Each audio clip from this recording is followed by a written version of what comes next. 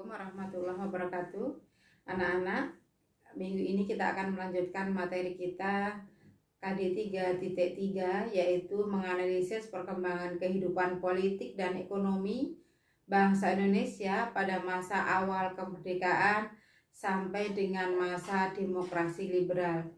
Di KD 3.3 ini Bu Guru sudah memecah-mecahnya dalam bentuk indikator pencapaian kompetensi dari 3.3.1 sampai 3.3.8.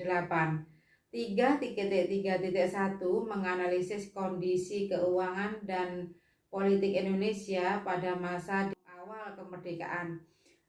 Kalian bisa baca sendiri sampai dengan 3.3.8, yaitu menelaah usulan delegasi Indonesia ke Belanda pada masa Kabinet Burhanuddin Harahap mengenai rancangan persetujuan VNEC. Oke.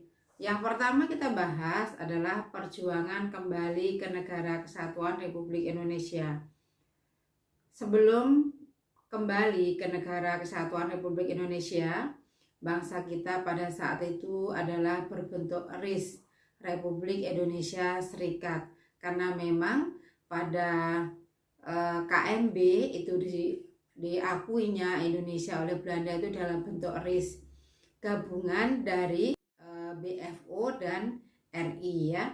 Nah, setelah KMB kemudian banyak kejadian-kejadian sehingga banyak negara-negara bagian itu yang akhirnya memutuskan untuk bergabung kembali ke RI ya. Banyak negara-negara tersebut akhirnya menyatakan bergabung dengan RI. Mengapa mereka menyatakan bergabung dan mengapa harus kembali ke Negara Kesatuan Republik Indonesia? Ternyata bentuk negara RIS ini banyak sekali mempunyai kelemahan. Kelemahannya itu antara lain satu, RIS ini tidak mempunyai tujuan yang jelas sebagai negara.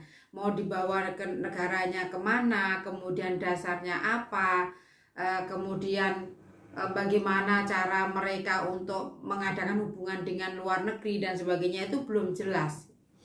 Yang kedua, RIS tidak memiliki pertahanan yang kuat. Kalian tahu bahwa dalam tubuh RIS itu ada namanya APRIS, kemudian di sana ada TNI ya, dari RI, yang tentaranya RI sendiri itu TNI. Kemudian setelah menjadi RIS itu bergabung menjadi APRIS, di mana TNI sebagai inti kekuatannya. Tentu saja yang lain TNIL sebagai tentara dari negara bagian-bagian tersebut agak sungkan-sungkan bergabung dengan TNI kan. Yang ketiga, RIS itu dibentuk untuk kepentingan Belanda, karena memang RIS itu merupakan negara bentukan Belanda, negara-negara boneka yang sudah dibuat itu ya.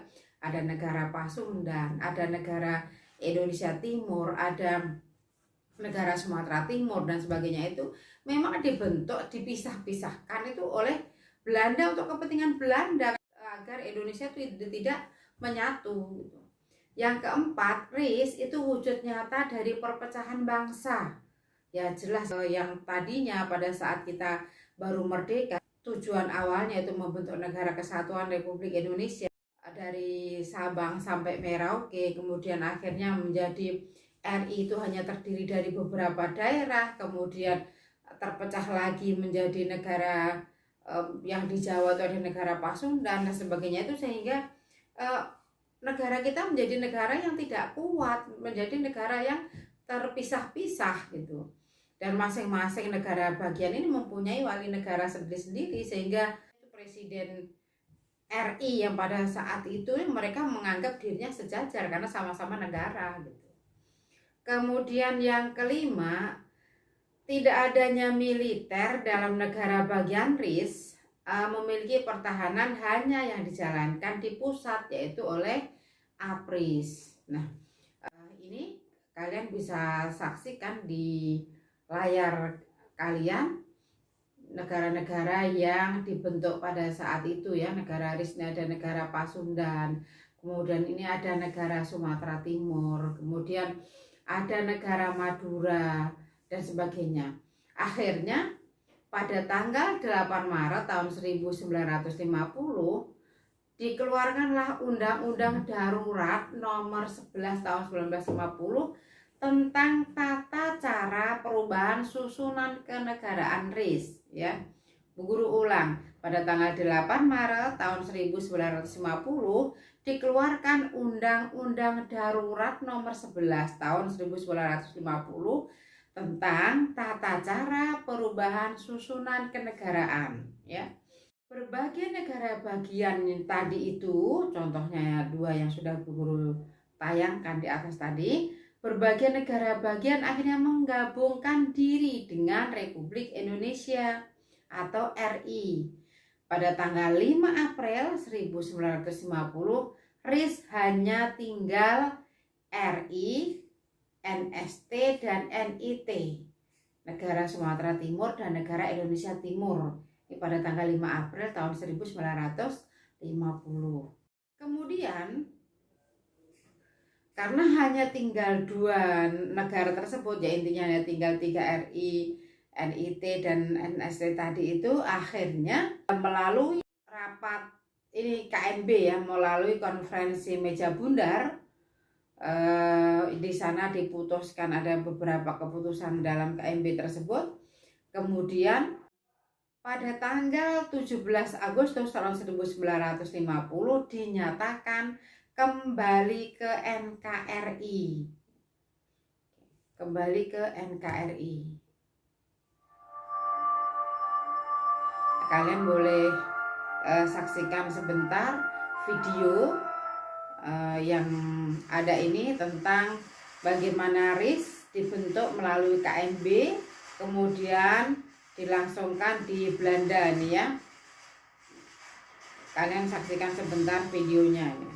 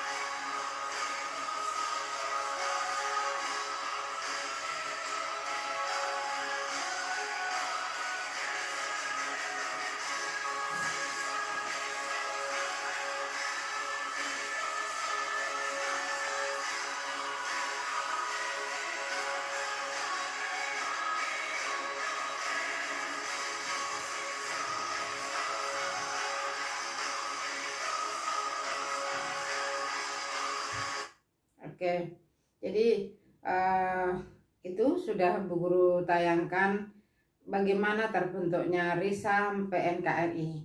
Nah, sekarang di slide terakhir Bu Guru diskusikan dengan teman duduk kalian. Yang pertama adalah faktor pendorong keinginan negara bagian untuk bergabung dengan RI. Ya, satu, ini faktor pendorong keinginan negara bagian bergabung dengan RI. Kemudian bandingkan dengan peristiwa tersebut dengan terjadinya gerakan separatis pada masa reformasi. Oke, kita lanjutkan kehidupan politik pada masa demokrasi liberal. Berawal dari penerapan sistem multipartai, yaitu sebuah sistem yang terdiri atas berbagai partai politik yang berlaga dalam pemilihan umum, ya. Sehingga pada pemilihan umum tersebut dinamakan adanya penerapan multipartai itu banyaknya partai politik yang akan mengikuti pemilihan umum. Nah, sistem multipartai banyak dipraktekkan dalam sistem parlementer dibandingkan dengan sistem presidensial, serta di negara-negara yang pemilunya menggunakan sistem proporsional dibandingkan dengan negara-negara yang menggunakan sistem distrik. Mengapa muncul partai politik yang sangat banyak itu? Pertama, karena keluarnya maklumat pemerintah tanggal 3 November tahun 1945, di mana di dalam hasil sidang PPKI tentang pembentukan PNI sebagai satu-satunya partai politik itu dianulir, ya. Jadi pada sidang PPKI yang kedua itu mengatakan bahwa PNI sebagai satu-satunya partai itu dianulir dengan adanya maklumat pemerintah tanggal 3 November tahun 1945. Itulah makanya mulai saat itu banyak sekali muncul partai-partai politik yang akan ikut bersaing dalam pemilihan umum tahun 1955. Nah, ini kalian bisa lihat bahwa partai-partai yang ada pada saat itu. Kemudian peserta pemilu tahun 1955 ini diikuti oleh 118 peserta yang terdiri dari 36 partai politik, 34 organisasi kemasyarakatan, dan 48 perorangan. Sedangkan untuk pemilu anggota konstituante, karena memang pemilu tahun 1955 itu pemilunya dibagi dua.